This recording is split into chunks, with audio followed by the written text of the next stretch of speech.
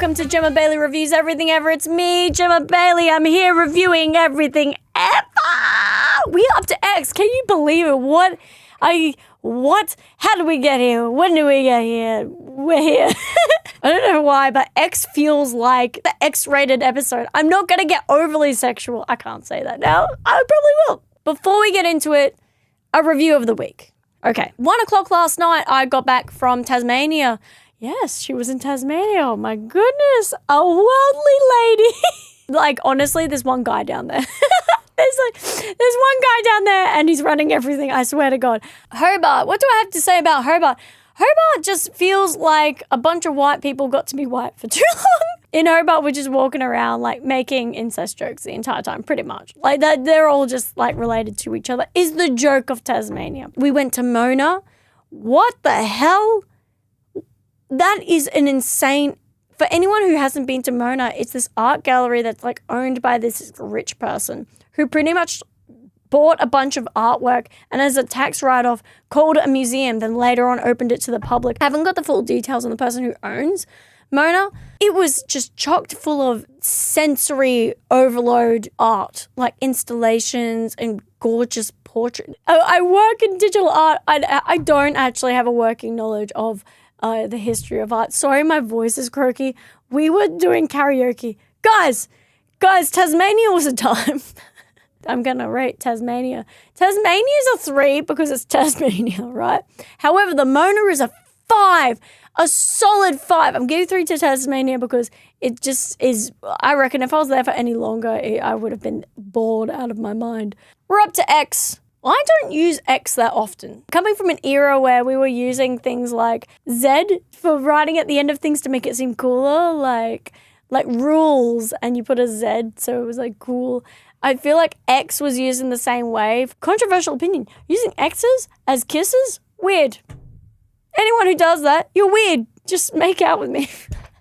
Stop writing it down and just fucking kiss me, eh? Like, what are you beating around the bush for? When you could be beating around my bush. I'm sorry I've done this. I said at the start I wouldn't get sexual. And what did I do? So using X is reserved for pirates. They're the only people who can use it and I would not be mad. I'm like, they have some serious business over there. They're burying treasures. They're picking up the pieces. I always remember back in the day when you used to search for X's.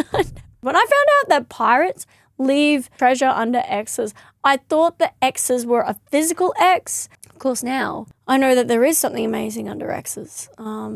Growth. So yeah, replacing things with X. I'm gonna give it a 2 because I just think it's unnecessary now. I don't know why we're doing that. And as a dyslexic person, just damn write the thing the way you're all pretending that it's written. I'm so sick of everyone writing stuff down and be like, that's how it's written. And I'm like, you've changed the rules so many times. I don't even care how you write it. Just stick to one thing, for God's sake. Just that. We're now going to review the 4X brewery. I go past it so often. And it is so stinky. This is so stupid. On my trip, I kept getting called stinky because my friend Alice, she's the only person who can bully people and it's like genuinely endearing. So on the trip, we're on this bus and it's raining outside because it's Tasmania. And she's written on the window, Jemma smells. And I'm like, why? Like, why would you write that? I don't smell. And I'm like leaning over her to like rub it out. And then across the bus, someone else writes, Jemma smells. And I'm like, what? And then it just keeps happening. And then of course, the whole thing of the whole trip is Jemma smells. And every now and then I turn around and someone will call my name and I go, it gets to a point where I'm like, they're doing that and I'm going, maybe not stinky. Like, I'm not stinky. It's one of those things that reminds you, and I don't know if it's just an Australian culture thing, but when people make fun of you, it makes you happy because it means that they're kind of comfortable enough to be like that with you. It's like my mate Joe was making fun of me for being racist. We got to this point where it was a bit that I was racist. Wow, so I was like stinky and racist the entire trip. And am I being bullied? Am I actually having a bad time? No. Yeah, so I guess I'm just a stinky racist person now. But that's like what I think Australian humour is kind of like. Like if your mate is making fun of you for something innocuous, it's endearing. When I'm talking to Alice, she'll come up to me and she's got anxiety. Like clearly has anxiety. And she'll come up to me and goes, do you hate me? And I'm like, look, I wish you would stop speaking to me. Honestly, I don't know why you keep asking. You know the answer. We don't say things directly to each other like that. We love and care about each other because that's so gross. Why would I say that? I probably should. I am one of those people who I get stoic every now and then, and I do like in the midst of something be like, I just need you to know that I do actually care and love you. And they're like, why did you make this weird? Oh, sorry, I was talking about the Forex. I was talking about the Forex Bureau. God, why can't I say brewery? Beer. Fuck. I think because I'm overthinking it, it's making it come out weird. I'm thinking of the W. Brewery. For those of you who don't know, 4X is the gold standard of beer. We call them mangoes or golden mangoes or whatever they are because it's like I actually don't know why we call them mangoes. I think we call them mangoes because the can is orange. Is there a reason why we call them mangoes? Oh, okay, why? I'm just going to quickly check. Oh, Milton Mango. Nickname, Milton Mango. They call it a Milton Mango because the beer is brewed in Milton, Brisbane. The nickname mango is a colloquialism for 4X gold due to its colour. Yeah, I knew it. Oftentimes do we sit here, you and I say something and I go, it's that. And then I do this thing where, because there's no one else around, I go, but I don't know, we might not be. And I question myself and then we Google it and what happens? I'm right. Good thing, Jemma. Good thing that you make sure that Milton Mangoes are actually called a Milton Mango. And I will tell you, that's right, this is how I got on. This is being stinky. It's stinky. Because beer is yeasty every now and then, and you can pick the days when they're like doing fermenting and stuff like that. And then other days it just smells like nothing. So I've had 4X. I'm not a big beer drinker. And I'm glad. Albeit it is awful. 4X is not great. I don't think a lot of people drink 4X for the flavor. I think they drink it because it's there. 4X is on tap, and that's the demographic. Those are the people who are drinking it. Okay. It's an impressive brewery. I do like the sign out the front because it's got the little guy and he winks. And does he wink? I think he winks. 4X has a cartoon character of a guy in like a Panama hat and he's got the 4X. He kind of looks like the Monopoly man, to be honest.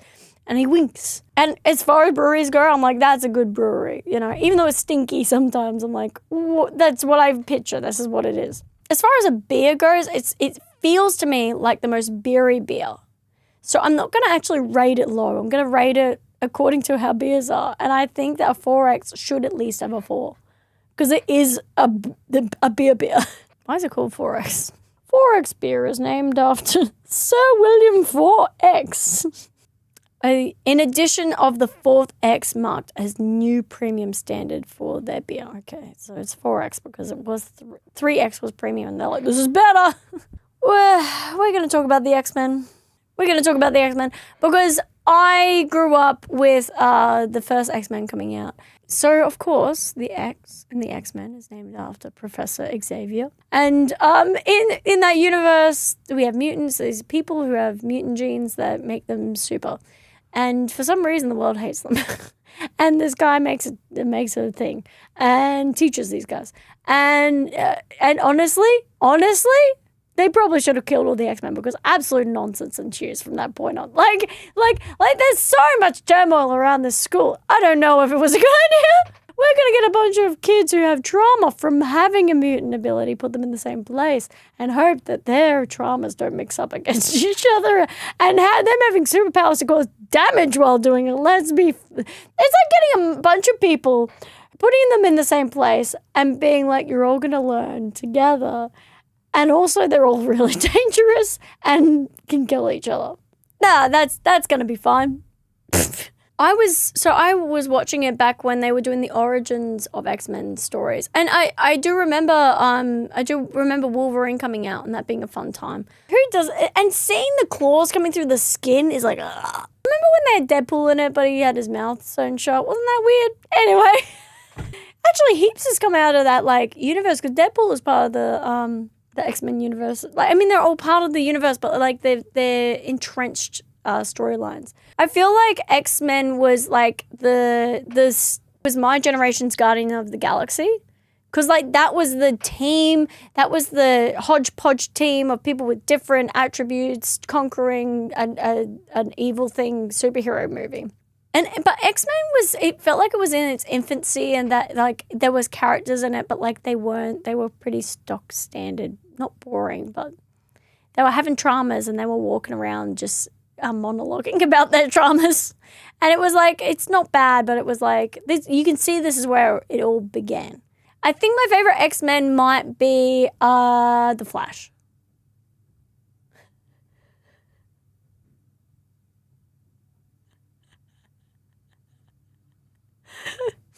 Okay, like Cyclops, I feel like is not a good X-Men. I feel like he's the shittiest one. I don't know why. I like Nightcrawler because he's funny. Yeah, I'm going to say Nightcrawler is my favorite. And I do also feel like I would be a great Nightcrawler.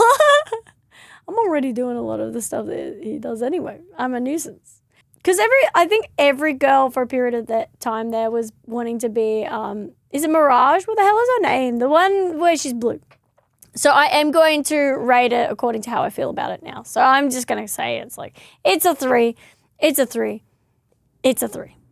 We're going to review Xena the Warrior Princess. I'm so annoyed that Halloween is over because I have 2 friends who are lesbians and they were asking me about like people that they should like be. They were saying that they wanted to be the classic Daphne and Thelma from Scooby-Doo, classic lesbian duo of comics. But I forgot about Xena the Warrior Princess and Gabriel. It's like obscure, but like it's also like retro-y cool, and the outfit is genuinely like, oh man, I want to, 1 year I am going to go with Xena. I love her so much. I also want to get a little bit buff for it. I would, in preparation, like, you know how people do marathons? When I get ready for Halloween, if I need to be malnourished, I will be malnourished. If I need to be buff, I will be buff. Like I am an actor getting ready for my role.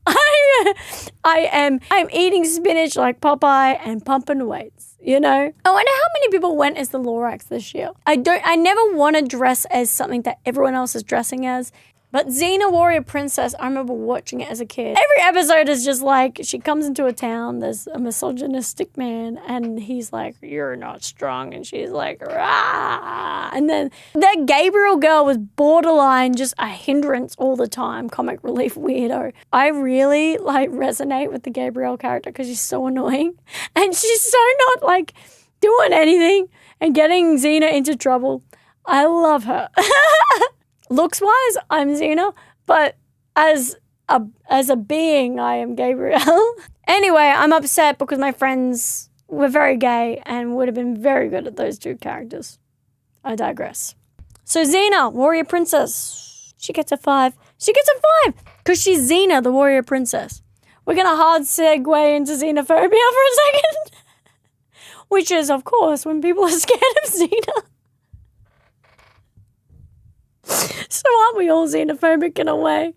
God, I'm just going to quickly Google xenophobia because I reckon I know what it is. A lot of Japan is like this, actually. Xenophobia is the fear or dislike of people perceived as foreign or strange, stemming from a prejudice that they are outsiders who threaten one's own cultural society. Okay, yeah, so this is the thing I was thinking of. I imagine a lot of Amish people are xenophobic. Xenophobia, I think, at the crux of it, boils down to that human instinct to be safe. So to a certain extent, it's just because it's phobia, it's just fear, right? Isn't hate, but as we know, hate is like a secondary emotion. So actually, as we know, do we know? Okay, so you know, hate is actually, and anger is actually a secondary emotion to a primary emotion, which is like either fear or sadness. Something doesn't happen and you get the anger is what you feel. It's more kind of like you feel anger because it makes you feel a way. Does that make any sense? I'm scared, therefore I'm angry that I'm scared. I'm sad, therefore I'm angry that you've made me sad. So xenophobia by itself is not exactly the problem. It's that people are xenophobic and then they make it everyone's problem. Here's my hot take. If you're xenophobic, just be quietly uncomfortable, please. I don't care. I don't care if you are upset. Just be quiet about it. And educate. Like, Google, figure it, do internal work. Get out. Get out. Figure it out. Come back. Be happy. All right? Reach out to your friends and family. Tell them I'm a piece of shit. I feel this way. Someone help me. Help! I'm trying to think if I've been xenophobic in my life. I probably have, because the nature of being human is just experiencing these things. It's how you actually react to it that makes you a good or bad person. Because homophobia is, I feel, the same. If you're homophobia meaning like being actually like fearful of gay people and what that means to your sexuality. Because all it is you just going, I don't understand that. I'm scared. That's why I'm so scared of numbers. I don't know what's happening over there. Get away from me. People come at me with calculators and I'm like, oh, look, I don't care what you do in behind closed doors, but don't do your calculations in front of me. Like, my sister starts dating an accountant and I'm like, I will never accept him into this family. Xenophobia, yes. I probably have been xenophobic. I can't think of a time right now. I think I have minor xenophobia for people. I don't know if this counts, but people who are outside of my area. So like I'm in a creative industry. When there are people whose industries I don't really understand and I worry about their perception of me, I don't really like talking with people who aren't neurodivergent, basically, because I find that I connect and I find it easier.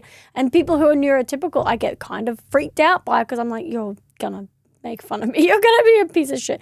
I don't know if that's xenophobic though. That just seems like I'm being self-conscious. I think being in Australia, you have the capacity more likely to be xenophobic because at least in Queensland, very white country, and you don't actually get to engage in other cultures and like that often, which is shitty. Yeah, xenophobia, I don't rate it. I'm gonna give it a 1. It doesn't get a 0 because it's naming something that is a thing.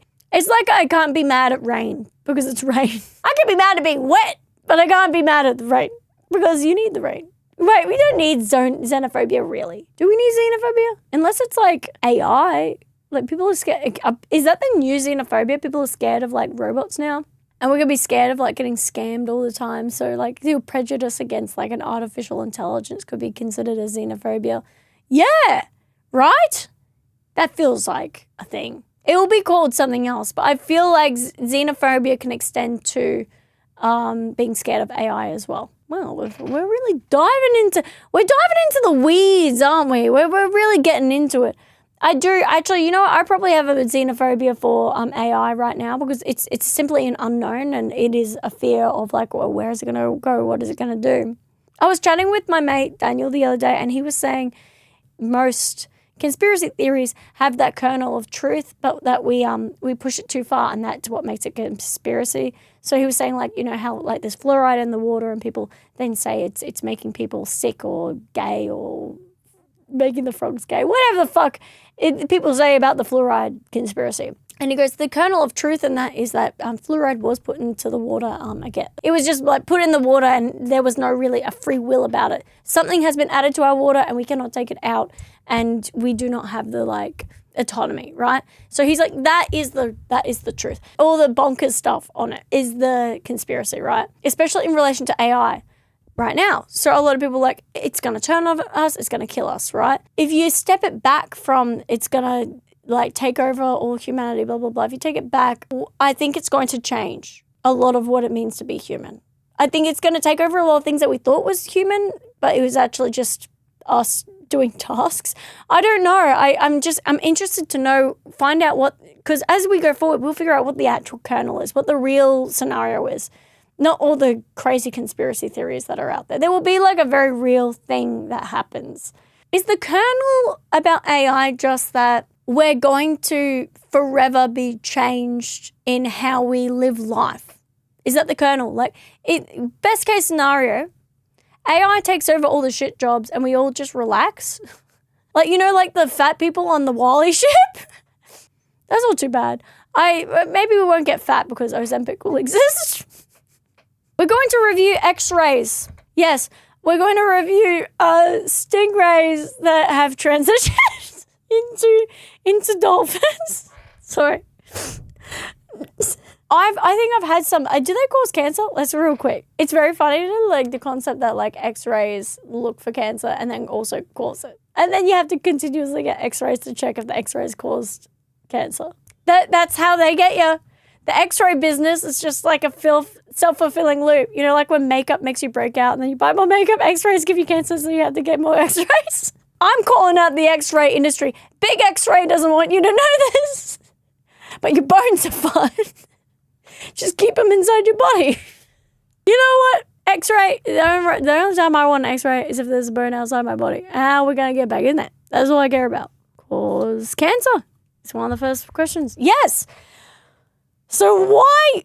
However, it's a very small risk, and benefits necessary of a medical X-ray to diagnose a serious condition far outweigh the minimal risk. Okay, so we're getting X-ray. See, here's the kernel of truth.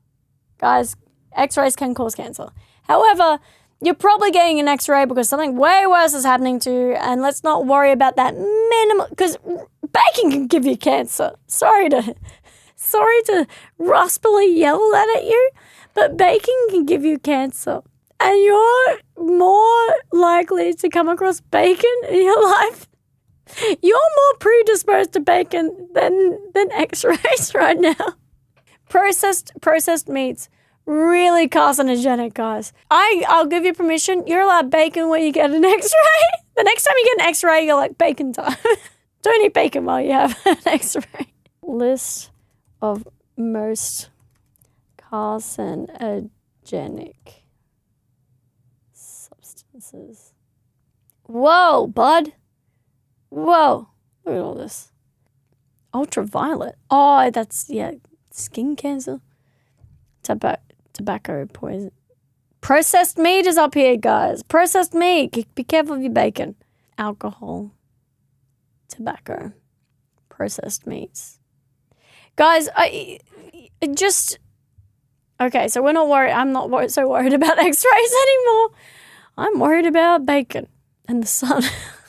I'm worried about bacon, the sun, and vaping. That's all I'm worried about. And in fact, I've spoken about all those things on this podcast before. So you're welcome. I have warned you.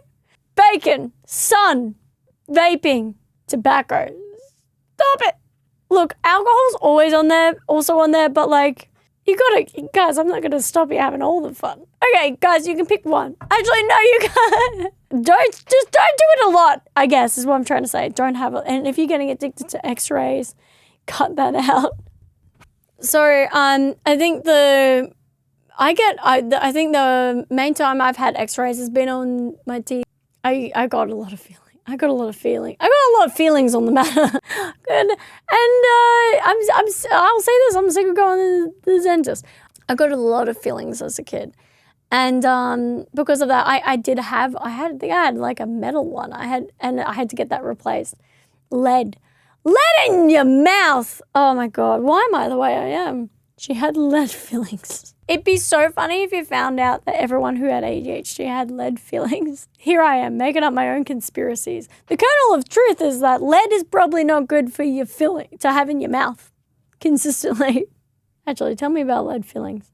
Refers to the use of lead as a dental filling material in the past, but lead now is known to be highly toxic and no longer used for modern dentistry. Jesus Christ. When lead was once used because it was soft and easy to mold, it was a replacement by safer materials. Oh God, I don't know if I want to know why it's no longer used. Toxicity: lead is a toxic heavy metal and is used far out. Oh, what type of poisoning was it? Well, there you go, guys. I may have been poisoned. I may have been poisoned by not enough research into lead. I feel like we learned a lesson about lead way before we started using it as fillings. Why were we still putting it in teeth for so long? That's a weird, because lead paint was a thing. And they were like, we can't be having lead paint because people are getting lead poisoning from the paint because they're licking it. But let's put it in their mouth. Let's put it in their mouth. That's fine. I'm sure nothing weird will come out of that. My neurodivergent ass. What do you get from? Okay. What are the symptoms? Children who survive severe lead poisoning may be left with permanent intellectual disability and behavioral disorders. I am stupid. At lower levels of exposure that may no obvious symptoms lead can lead to spectrum of injury. I thought it was going to say it can lead to the spectrum, and I was like, you're no kidding. Fuck. Okay, well, there you go. We've learned something today. Okay, yeah, so X-rays. X-rays, look, they are causing cancer. It's not nearly as bad. It's probably necessary for you to get that X-ray on your liver that you desperately need because maybe you're dying. So don't be too worried about it. It seems like it's minimal. I'm going to give X-rays. It's actually not too invasive a medical practice. It's pretty good as far as and you get to see your bones light up. What a fun time. It's a good time. So let's give it 4 stars because you need it. It will help you identify something that could cause you troubles in the future. And it's cool to look at. Well, here we are. Here we are at the end of the podcast. Yet again, we've learned something that probably all of you already knew, but I didn't. So thank you for your patience. If you have a review for me, send me an email. Jemma Bayley reviews everything ever. Oh, sorry. JemmaBayleyComedy@gmail.com. I will read them and then I will review them. Thank you for your time and well done you. Catch you on the flip-flop, motherfucker.